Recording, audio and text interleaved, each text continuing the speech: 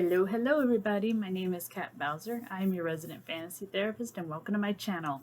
Those of you here for the first time, welcome. My name is Kat Bowser. I'm a licensed therapist. I'm also an author working on my first novel. And on my channel, I like to dig into the heart of writing, which is the psychology behind the characters, behind the world, behind the plot. There's always psychology behind it. And I think if we can focus on that, we can create a more well-rounded story. So for today, I am actually going to be doing a tag. I haven't done one in a while. And this is Cassie's tag. I've linked her original video below because she has just recently released one of her books, Broken Together.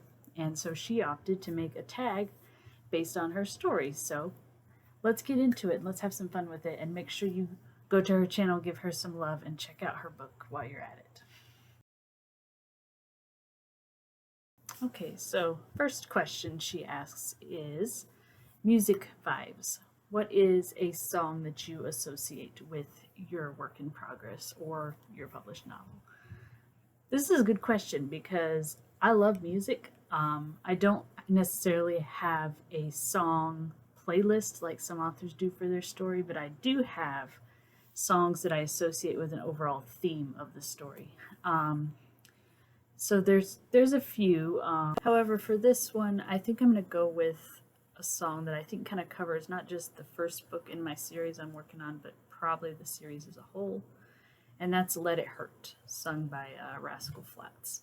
So let it hurt, let it bleed, let it take you right down to your knees. Let it burn to the worst degree.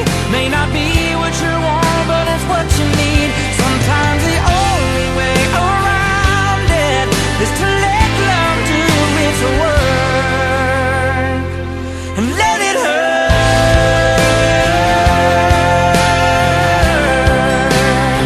Yeah, let it hurt.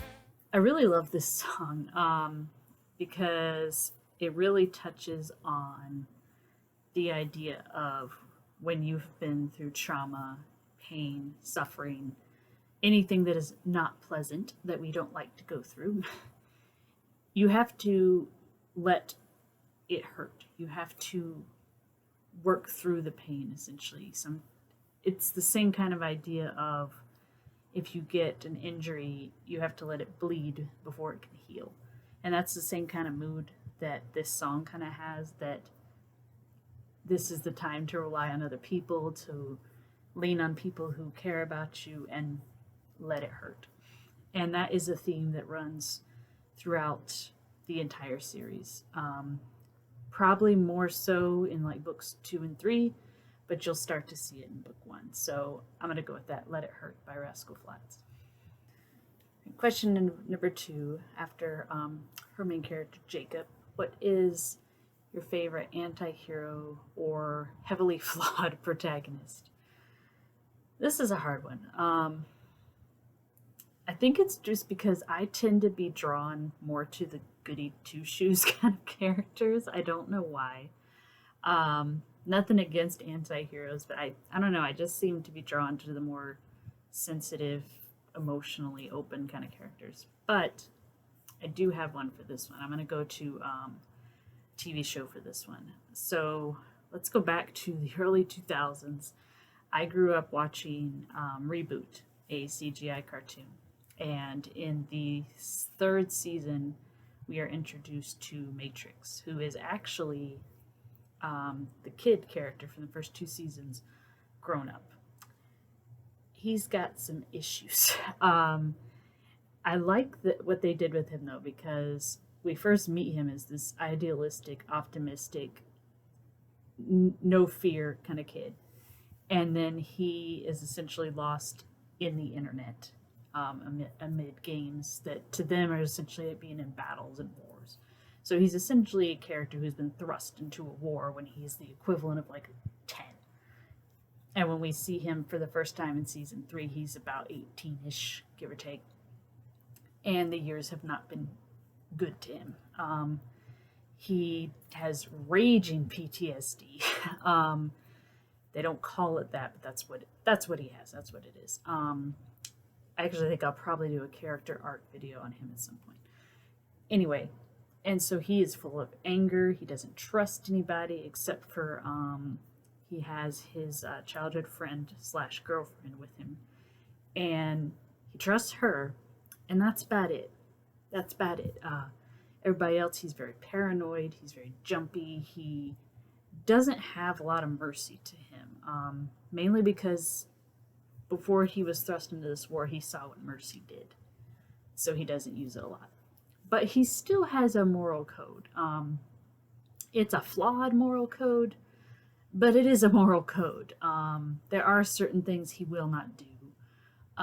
He is a curmudgeon and is testy with people, but he's still going to protect people that can't protect themselves. So I'm going to go with Matrix. He's a fun character. Question number 3. Jenna, who is your favorite book girlfriend or favorite female love interest? I didn't really have to think about this one. Luthien from Tolkien. She doesn't get a lot of limelight, mainly because you got to dig in the Silmarillion to find her. Although they did release her story in a complete book by itself, so maybe that'll help. I love this character because she's probably one of the strongest female characters that Tolkien has written. She is the daughter of an elf king and a Maya, essentially an angel type being. And she falls in love with a human named Baron, and her father being he's an asshole. I'm just saying it. He's an asshole. Says that he's not going to give her permission to marry him unless Baron can bring her a Silmaril, which is currently in the grip of Morgoth, who is essentially a Middle-earth version of the devil. Luthien's not having any of that. She goes with Baron to get it herself. She enchants Morgoth. She, along with Baron, distracts the guards. Essentially, they break into essentially hell.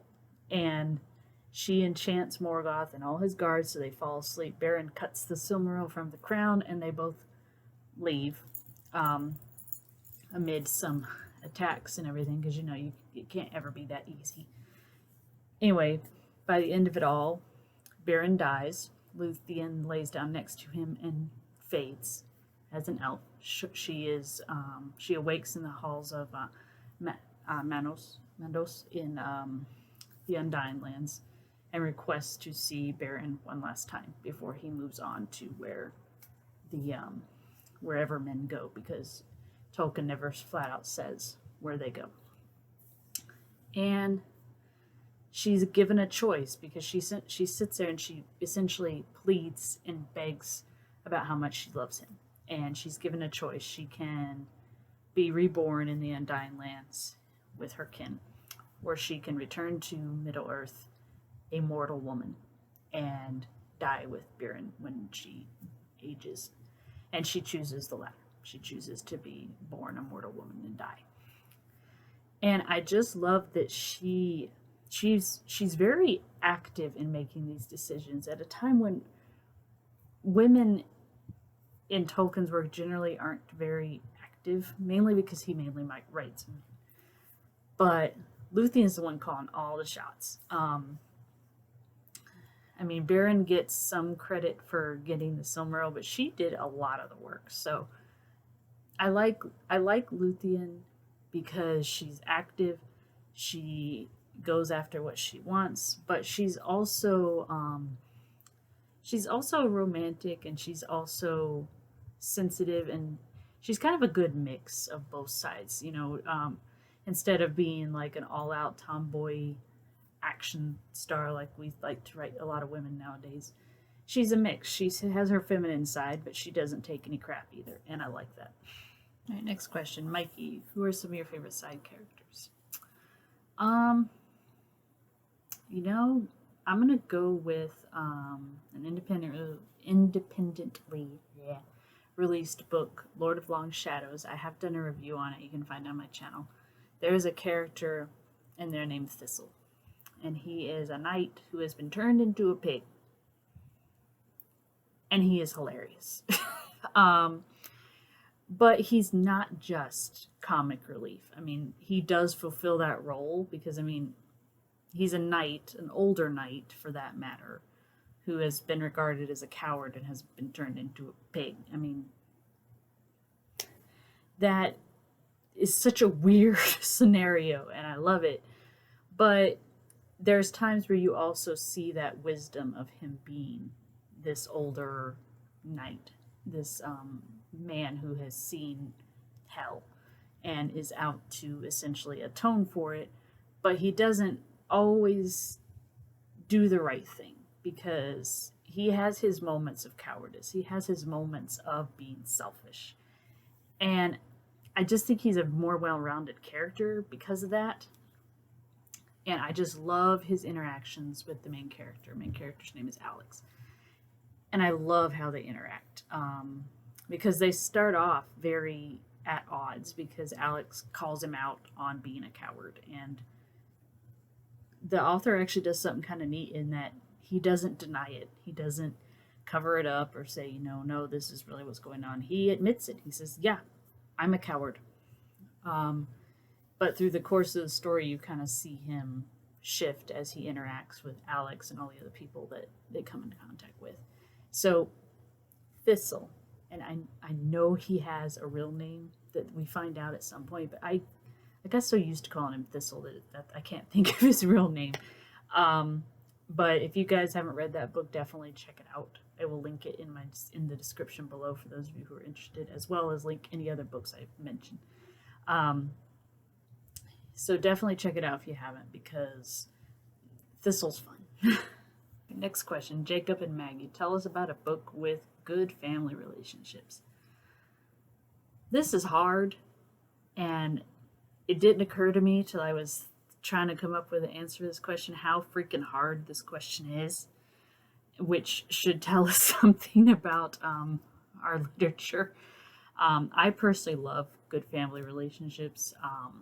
You will find them in my stories a lot. Not every character has a good family relationship, but you will find them in there a lot. So finally, I decided to go with, I'm going to go with the siblings from Lion, Witch, and the Wardrobe.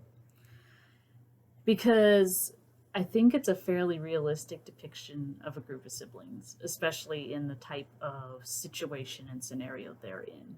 Peter's the oldest, and he and Edmund do not always get along. They have conflict, and I think that's realistic, but I also think the way that they're written, you can still see that Edmund comes to regret the things that he does. You can still see that Peter genuinely loves his brother. They genuinely, all four of them genuinely love each other, but that doesn't mean they don't get on each other's nerves. And I think a lot of times when we're trying to write good family relationships, it's so easy to fall into either where they bicker all the time or where they get along so well it's kind of scary. And these kind of fall in between, which I think is really the place you want to be when you're writing a family relationship, because families are complicated. Families don't always get along. So yeah, I'm going to go with the siblings from Narnia on this one. All right, number 6, Callie and Angela. Tell us about your favorite book, Besties.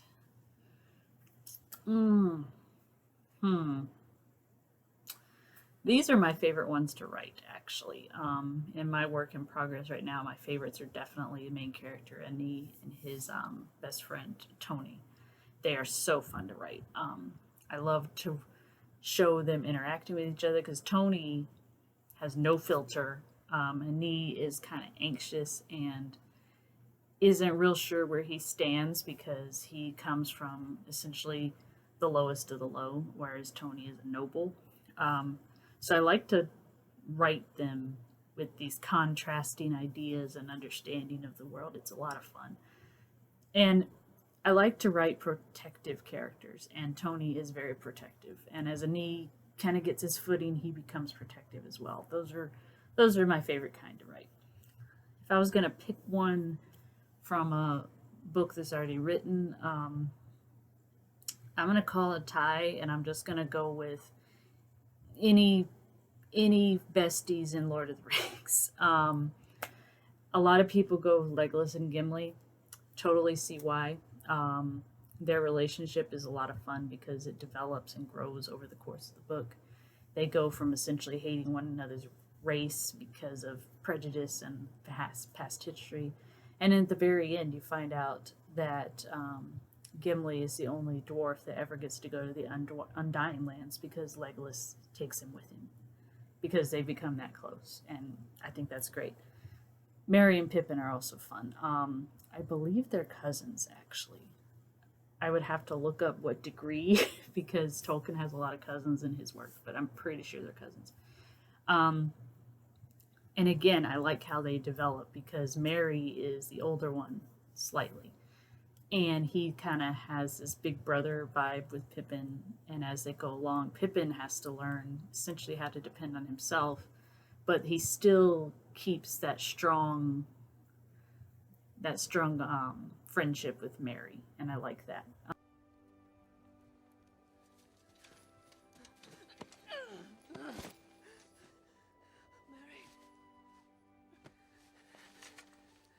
Mary, it's me. It's Pippin. I knew you'd find me. Yes. Are you going to leave me? No, Mary. I'm going to look after you.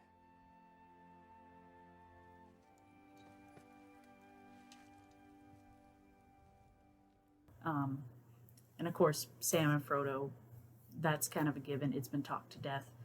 I definitely like Sam as a best friend. I still think he's one of the best friends that you will ever have. If you ever get a friend as loyal as Sam, you're damn lucky. But I really can't pick between any of them, so I'm just going to say any of the friendships in Lord of the Rings. I'm going to go with that. If it's cheating, I'm sorry, I just can't decide.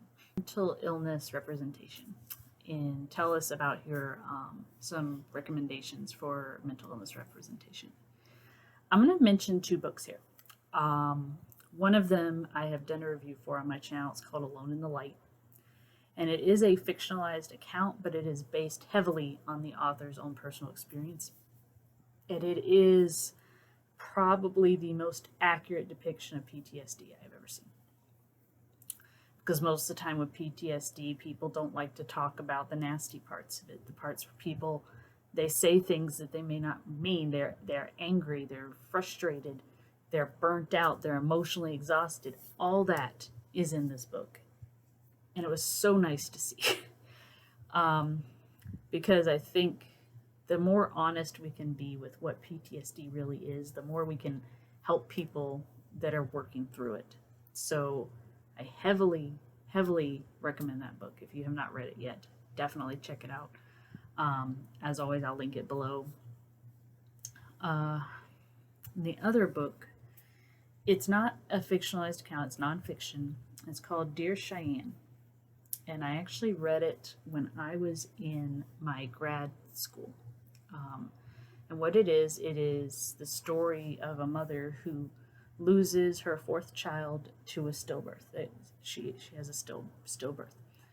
And it is a collection of letters that she writes to her deceased daughter as she tries to work through her grief. And it's very short. I think it's a little over 100 pages. It's not that long. I read it in probably 45 minutes. And the author actually went on to create the Compassionate Friends support group, which is for parents who have lost children. And it's just raw. That's the best way I can think of to describe it, is it's raw. I learned more from this book about the process of grief than I did in all 6 years of schooling. I'll just put it that way. It can be difficult to get through, especially if you have been through some trauma or some loss yourself. But I think it also does a very good job of addressing how grief manifests and develops and presents. So I'm going to throw that recommendation out there, dear Cheyenne. All right, number 8. Tell us some of your favorite tropes. Oh boy, I love tropes. Those of you who have been on my channel a while, I do have 2 videos up. One of my top 10 least favorite tropes, one of my top 10 favorite tropes. So I recommend you check those out if you want more in depth. But for the sake of this video, you will always find in my stories Mama Bear and Papa Wolf always pop up in my stories. The protective parent, the protective family in general. I am a sucker for it. I love it. Anything I write is going to show up at some point. I just love close family relationships. And like I mentioned in the other question, we don't have a lot of those in literature, it seems. Or at least none that stick out. So I always try to write them. I always try to put at least some good family relationships in my work. And I like it when the kid is just as protective of the parent as well. That's always fun as well. Another trope I love is found family. Platonic relationships, I love them. I have nothing against romance, but I am more likely to pick up your book if it has platonic relationships as opposed to romantic. Let's see, there's some of my other favorites. Oh goodness. I'm gonna say the other favorite of mine is kind of what I consider the opposite of the chosen one trope, because I hate the chosen one trope, is someone that decides to do the right thing just because it's the right thing. I'm sure there's a trope name for it. I can't think of it at the moment. That's another of my favorite, because I like it when a character's morals are what dictate what they do rather than being selected or chosen as special. I just want people to do the right thing because it's the right thing to do. That's what I like. All right, last question. Recommend some indie books. Well, I've thrown out a couple of them in this tag already, so I am definitely going to stick by The Lord of Long Shadows, which I mentioned previously. I will link it below. God, what is the author's name? Oh, I can't remember the author's name right now, but I'll look it up and I'll put it in the description. It's a quest-ish fantasy, and I love it. Has some very unique and fun characters in it. It's a little slow in the beginning, but it picks up pretty quick, and once it picks up, it's a lot of fun. I love the world building in it. I've done a full-fledged review of it, which you guys can check out on my channel if you're interested. Definitely recommend that one. The other one is A Storm of Silver and Ash by Marion Blackwood. I don't believe she has an AuthorTube channel, but she does have a Twitter account, which I will leave below for you guys.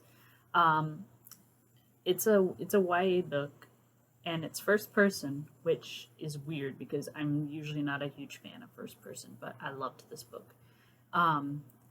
Basically, you're following a thief in a very well-built world who is put in a difficult situation in which she has to make some hard decisions to save her friend. And platonic relationships abound. Love it. All the characters are interesting.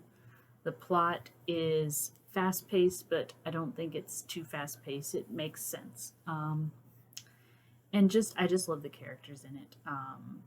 Even the characters that only pop up for 1 or 2 chapters are a lot of fun. I love reading about them. So definitely check that one out. And of course, Alone in the Light, which I mentioned in the previous, I think it was the previous question. Definitely recommend that one. Again, I will drop the link below. And I also did a review of that one if you guys want more in-depth thoughts on it. So let's see. And one more. Icarus, which is a retelling of the myth of Icarus from alternating points of view of the son and the father, Daedalus. And I like it because it adds in Icarus's point of view being stuck on the island and the different people he encounters and the relationships he develops, in contrast to his father's kind of tunnel vision we have to get out off this island kind of thing. And it's very well done. I believe the author's Adam Wing. Again, I'll look it up and I'll put it below for you guys. I have not done an in-depth review of this one yet, but it is on my list to do. I love mythology retellings. And in fact, I'm actually starting a second work in progress that is a myth retelling. I think I'll give you guys some info on that later. But definitely check that one out because it has some really good descriptions. Like I said, really good development of the characters while still sticking true to the myth. So definitely recommend that one. And that is the end of the tag. Thanks, Cassie, for the tag. This was a lot of fun. And as I said before, guys, make sure you check out Cassie's channel and make sure you check out her book, Broken Together. And I will see you guys in the next video.